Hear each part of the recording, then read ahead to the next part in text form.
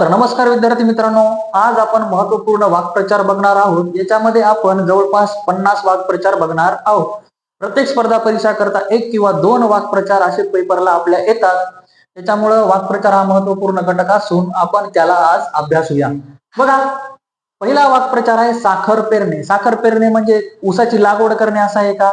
तर हा वाक्प्रचार सांगतो की बाबा गोड गोड बोलून आपलेसे करणे.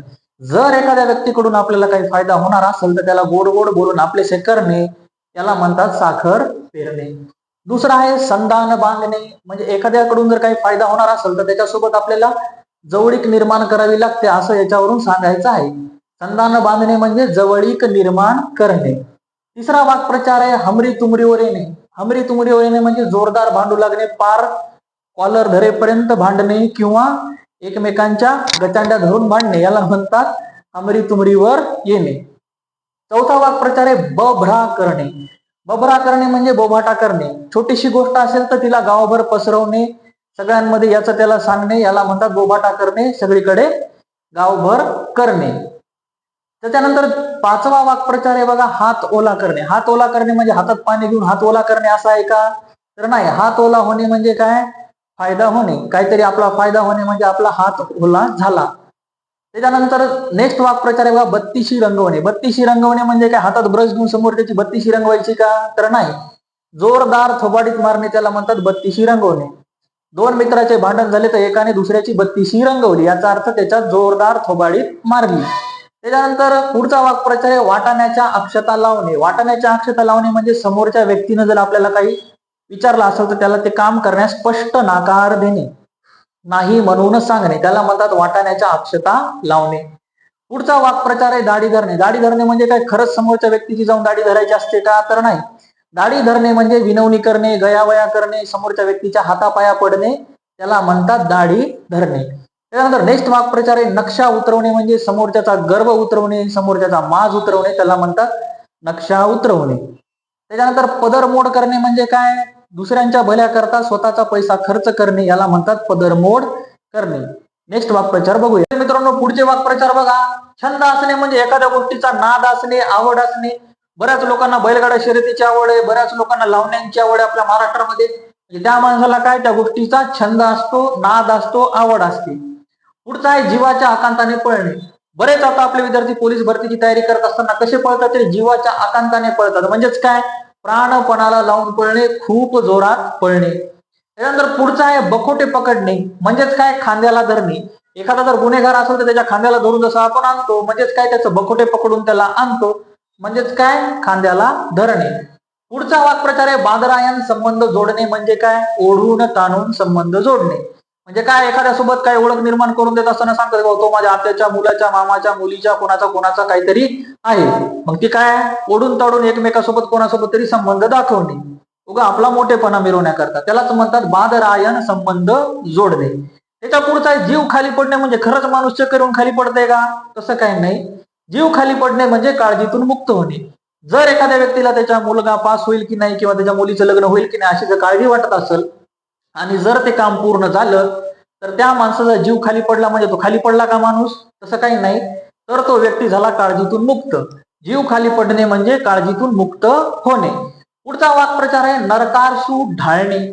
म्हणजे अंतर्यामी आनंद होत असताना बाह्यता मात्र दुःख दाखवणे, त्यालाच म्हणतात नरकाश्रू ढाळणे. म्हणजे एखाद्या व्यक्तीला समजा काही दुःखात असेल एखाद्या व्यक्ती, तर याला बघून काय वाटते? आनंद वाटते मनातल्या मनात, पण बाहेर तो काय दाखवतो? दुःख दाखवतो, त्यालाच म्हणतात नरकाश्रू ढाळणे. त्याच्यानंतर पुढचा वाक्प्रचार आहे तडीस नेणे. तडीस नेणे म्हणजे काय? पूर्ण करणे, फत्ते करणे. एखादी मोहीम जर भेटली आपल्याला किंवा एखादं कार्य आपण जर पूर्ण केलं त्याला म्हणतात ते कार्य आपण तडीस नेलं. पुढचं आहे कानावर हात ठेवणे. कानावर हात ठेवणे म्हणजे असं खरंच कानावर हात ठेवायचा असतो का? तसं काही नाही. कानावर हात ठेवणे म्हणजे माहीत नसल्याचा बहाणा करणे. आता सैराटमध्ये मंग्याला माहित होतं की बाबा हे परेशान आरची कुठं पळून गेले आणि त्यांचा पुढचा प्लॅन काय, पण त्यांना काय केलं? तर कानावर हात ठेवले. म्हणजे काय? माहीत नसल्याचा बहाणा त्यानं केला होता. पुढचं कोंबडे झुंजवणे म्हणजे काय? दुसऱ्याचे भांडण लावून आपण मस्त मजा पाहत बसणे, त्याला म्हणतात कोंबडे झुंजवणे. आता गल्लीत गोंधळ दिल्लीत मुजरा जे पिक्चर आहे त्याच्यामध्ये ते नारायण वाघ काय करते? दोन जणांचे भांडण लावते, स्वतः काय करते? मस्त मजा बघत बसते, त्यालाच म्हणतात कोंबडे झुंजवणे.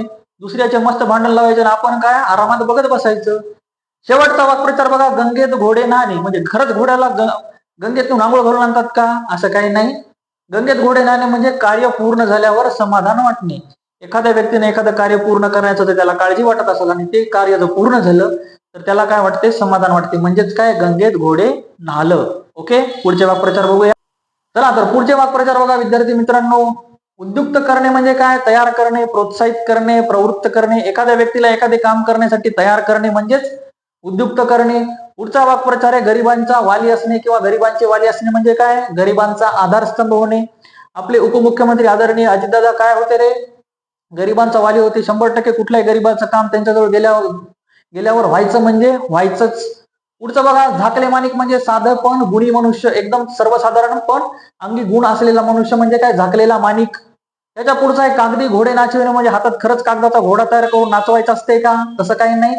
फक्त लेखनातून शूरपणा दाखवणे त्यालाच म्हणतात कागदी घोडे नाचविणे. त्याच्या पुढचा आहे चतुर्भुज होणे. चतु म्हणजे चार, भुज म्हणजे भुजा, बाजू. बघा, चतुर्भुज होणे म्हणजे दोनाचे चार हात होणे म्हणजेच लग्न होणे. त्याच्या पुढचा आहे चुरमुरे खात बसणे म्हणजे हातात खरंच चुरमुरे घेऊन खात बसायचं असतं का? तसं काही नाही. खजील होणे म्हणजे काय? एखाद्याचा अपमान होणे आणि तो खजील होणे त्यालाच म्हणतात चुरमुरे खात बसणे. त्याच्या पुढचा आहे अग्निदिव्य करणे म्हणजे काय? कठीण कसोटीला उतरणे. असं काम एखाद्या व्यक्तीने केलं नसेल पण तो करत असेल, त्याच्या जीवापेक्षा जास्त मोठं काम करत असेल तर तो काय करत आहे? अग्निदिव्य करत आहे म्हणजे कठीण कसोटीला सामोरा जात आहे. त्याच्या पुढचा आहे अर्धचंद्र देणे म्हणजे हकालपट्टी करणे. एखाद्या व्यक्ती जर एखाद्या कामावर टाळाटाळ करत असेल तर त्याला त्याचा मालक काय करतो? अर्धचंद्र देतो. अर्धचंद्र देतो म्हणजे काय? त्याची कामावरून हकालपट्टी करतो. लोणकडी थाप म्हणजे काय? गोड बातमी देणे. कोणीतरी येणार येणार ग, तसं लोणकडी थाप म्हणजे काय? गोड बातमी देणे. त्याच्यानंतर ताबूत थंड होणे म्हणजे काय? आवेश ओसरून जाणे. एखाद्या समजा अधिकाऱ्याचा आपण लेक्चर ऐकलं, इन्स्पिरेशनल लेक्चर, तोपर्यंत काय होतो? अंगामध्ये आवेश होतो, नाही मी असा अभ्यास करणार, तसा अभ्यास करणार. आणि एक दिवस झाला की नाही करता येईल, मग बघता येईल, तसा आवेश ओसरून जातो आपला. त्याला म्हणतात ताबूत थंड होणे. त्यालाच काय म्हणतात? आवेश ओसरून जाणे. पुढचं बघूया. पुढचे वाक्प्रचार बघा. पैठणी आदर म्हणजे काय? वर वरचा आदर. एखाद्या व्यक्तीला वर वरचा आदर देणे, मनात काहीही त्याच्याबद्दल आदर नसणे, याला म्हणतात पैठणी आदर देणे. पुढचा आहे धरम धक्का बसणे म्हणजे काय? काम सफल न होता व्यर्थ हेलपाटे खावे लागणे. एखाद्या कार्यालयात जर तुम्ही गेला तर ते म्हणतात बाबा तुम्ही झेरॉक्स आणला तर त्यांची कलर झेरॉक्स आणा, फोटोच लावा, मग असंच करा, आधार कार्डची झेरॉक्स आणा. असं काम न होता आपल्याला ज्यावेळेस हेलपाटे खावं लागतात त्याला काय म्हणतात? धरम धक्का बसणे. आपलं काम काय पूर्ण होत नाही. पुढचं आहे चराट वळत बसणे म्हणजे काय? कंटाळवाणी हकीकत सांगत बसणे. एखाद्या व्यक्तीला सवय असते, आम्ही गावाला गेलो मग तिथं बसच पंक्चर झाली, मग आम्ही असंच केलं, मग आम्ही हॉटेलला चहाच पिला, असे काही घराने सांगत बसतात. त्याला म्हणतात चराट वळत बसणे म्हणजे कंटाळवाणी हकीकत सांगत बसणे. पुढचं आहे उंबरे फोडून केंबरे काढणे म्हणजेच काय? मोठ्या कामाची नासाडी करून छोटे काम साध्य करणे. म्हणजे जे काय मोठं काम होत असेल ते त्याची तोडफोड झाली तरी चालेल पण छोटं काम साध्य करणे यालाच काय म्हणतात? उंबरे फोडून केंबरे काढणे. त्याच्या पुढचे अव्यापारेषु व्यायाम करणे म्हणजे काय? नसता उद्योग करणे. जे करायला नाही सांगलं ते करणे म्हणजे काय? नसता उद्योग करणे म्हणजेच काय? अव्यापारेषु व्यायाम करणे. पुढचं आहे कानपूर ओस पडणे म्हणजे काय? बहिरा होणे, कानाने ऐकू न येणे. आता एखाद्या व्यक्तीला काय काम सांगितलं आणि त्यानं कानाडोळा केला किंवा आपण काय म्हणतो? त्याचा कानपूर ओस पडलाय म्हणजेच काय? तो बहिरा झालाय. पुढचा आहे धारवाडी काटा म्हणजे काय रे? बिनचूक वजनाचा काटा. बरेच लोक काय वजन म्हणजे वजन मोजून सांगत असताना म्हणतात साहेब धारवाडचा काटा आहे, काही काळजी करू नका, बिंदास घ्या. तसंच काय धारवाडी काटा म्हणजे काय? बिनचूक वजनाचा काटा. पुढचा आहे योगक्षेम चालवणे म्हणजे काय? रक्षणाची काळजी वाहणे. एखाद्याचा बॉडीगार्ड असणे म्हणजेच काय? कुठल्याही व्यक्तीच्या समजा एखाद्या गोष्टीची, एखाद्या जागेची किंवा एखाद्या व्यक्तीच्या रक्षणाची काळजी वाहणे म्हणजेच काय? योगक्षेम चालवणे. त्याच्या पुढचं एक कच्छपी लागणे म्हणजे काय? नादी लागणे. एखाद्याला जर एखाद्या गोष्टीचा समजा आवड निर्माण झाली, नाद लागला म्हणजेच काय? तो त्याच्या कच्छपी लागला. कच्छपी लागला म्हणजे काय? त्याच्या नादी लागला.